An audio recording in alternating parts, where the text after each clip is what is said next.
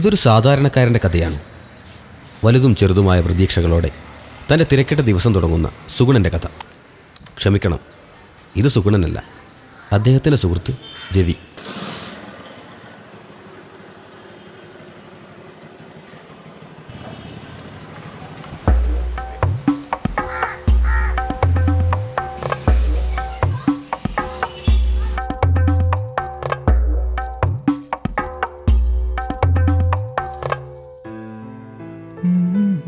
അതെ അമ്മേ, ഈ ടിക്കറ്റിന്റെ കാര്യം ഓർത്തൊന്നും അമ്മ വിഷമിക്കണ്ട.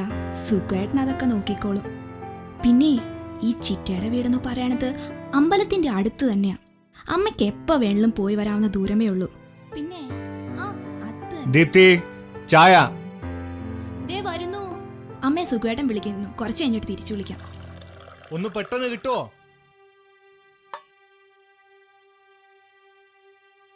അമ്മയ്ക്ക് തീരെ വയ്യാന്ന്. സുഖമായിട്ടും വിചാരിച്ച ട്രെയിൻ ഒരു ടിക്കറ്റ് കിട്ടില്ലേ? എടി, ബസ്സിന് തന്നെ ടിക്കറ്റ് കിട്ടാൻ പെട്ട പാടെ എനിക്കറിയാം. പിന്നെയാണ് ട്രെയിൻ സീസൺ അല്ലേ. ഇനിയിപ്പൊ എന്താ ചെയ്യാ? നീ ഒരു കാര്യം ചെയ്യ്. എന്താ? ചിറ്റിയെ വിളിച്ചങ്ങ് കാര്യം പറ. എന്ത് പറയാനാ?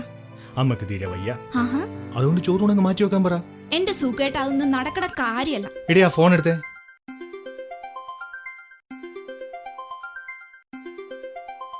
അയ്യോ, മാനേജറാണല്ലോ, പണി കിട്ടുമോ? ഹലോ, ആ സർ. ഇല്ല, എത്തിയേക്കാം, വൈകില്ല. ശരി സർ. ഓ, ഇങ്ങേരൊക്കെ എൻ്റെ മാനേജറായി പോയി. ഇല്ലേ, കാണായിരുന്നു. എനിക്കിഷ്ടമുള്ള സമയത്ത് ഞാൻ ഓഫീസിൽ പോവും. പിന്നെ അല്ല, ഞാനിവിടെ വെച്ച കവറോട് പോയി. സുഖമായിട്ട് അത് എപ്പോഴെങ്കിലും കയറ്റി വെച്ചാണ്.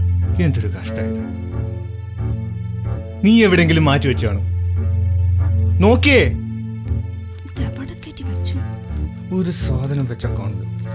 ഇനിയിപ്പോ എന്തായാലും ഓഫീസിൽ ലേറ്റ് ആവും.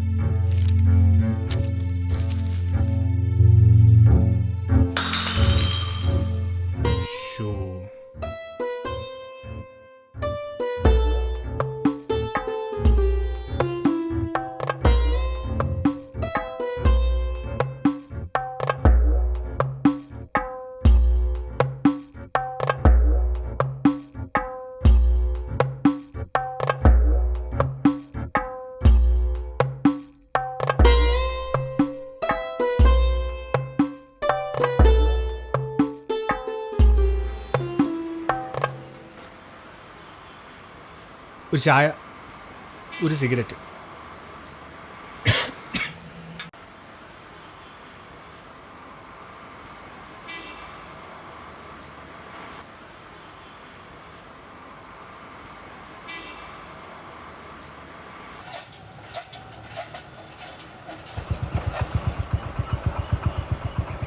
ഡേയ് ഡേയ് സുഗു, സുഗു,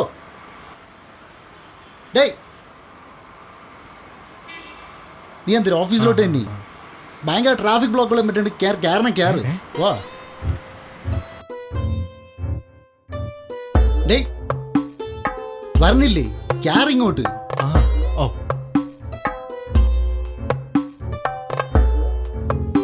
ആ വിട്ടോ.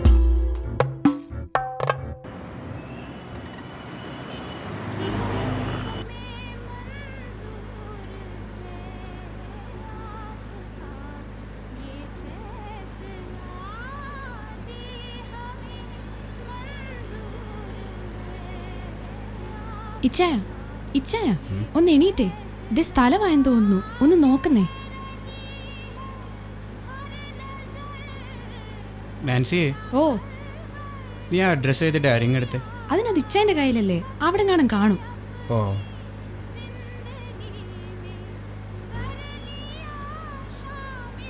ദോ ആ രണ്ടാമത്തെ അഡ്രസ്സ് നോക്കിക്കേ.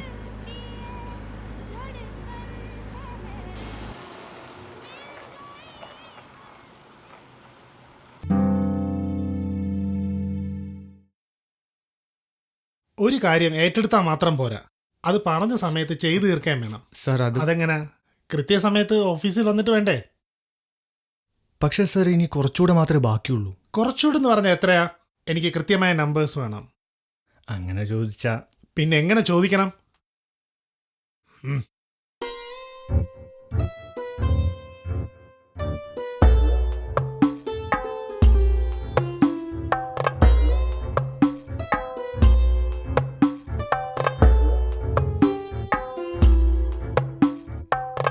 കഴിഞ്ഞ മാസം തീർക്കേണ്ട ജോലിയായത്.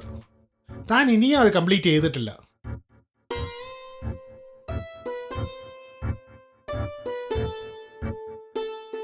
ഡോ സർ. താൻ എവിടെയാടോ? വൈകിട്ട് 5 മണിക്ക് മുമ്പ് ഇത് മുഴുവൻ കംപ്ലീറ്റ് ചെയ്തിരിക്കണം. അല്ലെങ്കിൽ നാളെ മുതൽ ഇങ്ങോട്ട് വരണമെന്നില്ല. Sir, sure sir.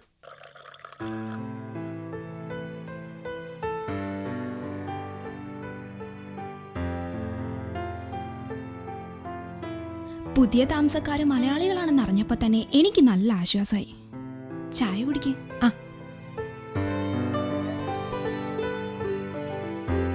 ചായ അസലായിട്ടുണ്ട് കേട്ടോ. സുഖമായിട്ടിന് ഞാനുണ്ടാക്കണ ചായ ഭയങ്കര ഇഷ്ടാ. എങ്ങനെ ഇഷ്ടപ്പെടാണ്ടിരിക്കും?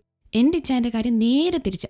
ഞാൻ ഉണ്ടാക്കുന്ന ഒരു സാധനം ഇഷ്ടമല്ല, പ്രത്യേകിച്ച് ചായ.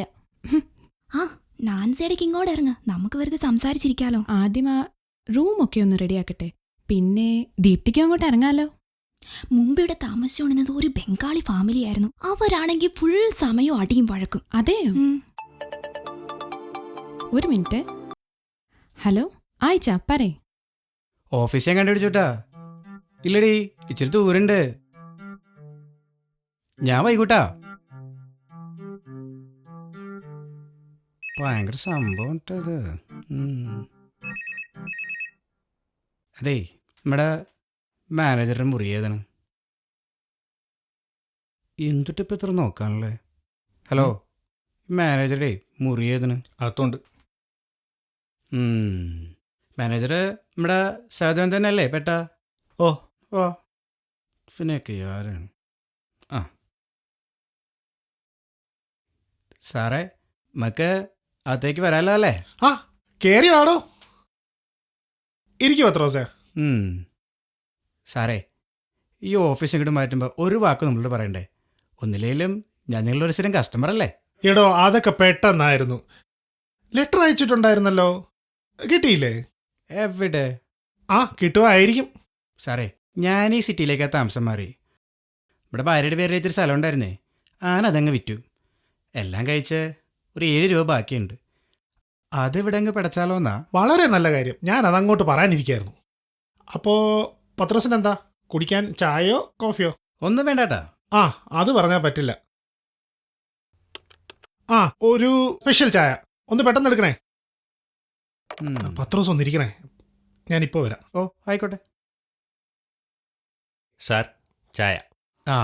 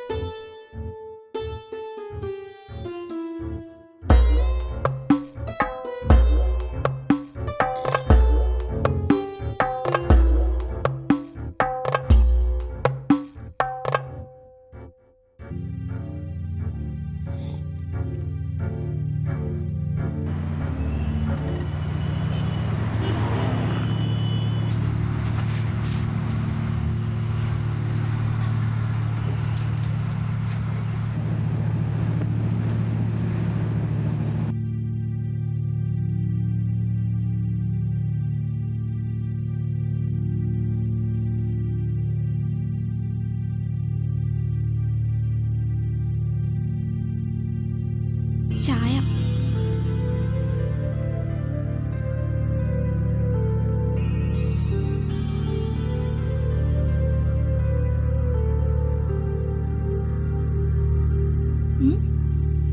ഇന്നത്തെ ആദ്യത്തെ ചായ.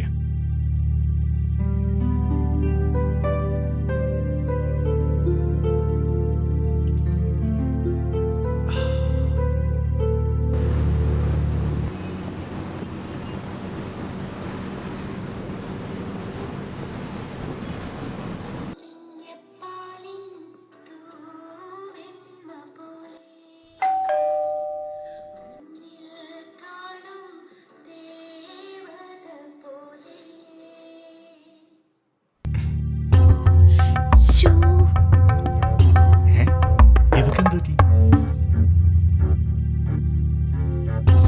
ചായ.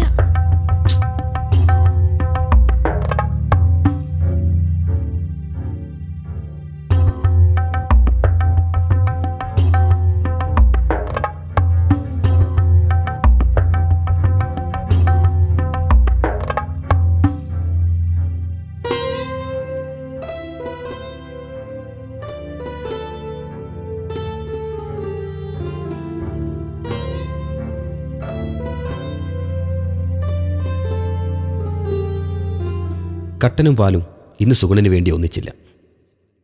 ചില ദിവസങ്ങൾ അങ്ങനെയാണ്. നാളെ അത് മറ്റെന്തെങ്കിലും ആവാം.